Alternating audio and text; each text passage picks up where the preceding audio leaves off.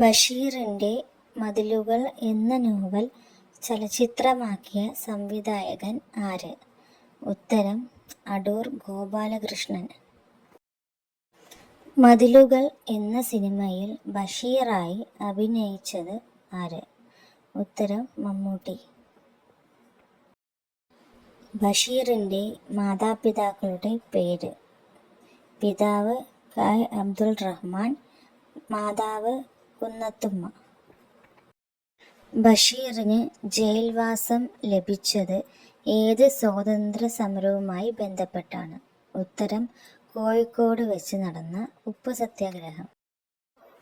ഇലാഹിയിൽ ബഷീർ എഴുതിയ ഒരേയൊരു കവിത. ഉത്തരം അനശ്വരപ്രകാശം. കഥാബീജത്തിന് അവതാരിക എഴുതിയത് ആര്? ഉത്തരം ജി. ശങ്കരക്കുറുപ്പ്. യാ ഇലാഹിയിൽ ബഷീർ എഴുതിയ ഒരു ചെറുലേഖനം. ഉത്തരം എൻ്റെ ചരമക്കുറിപ്പ്. ബാല്യകാല സഖിയുടെ സുവർണ ജൂബിലി പതിപ്പ് പുറത്തു വന്നത് ഏതു വർഷം?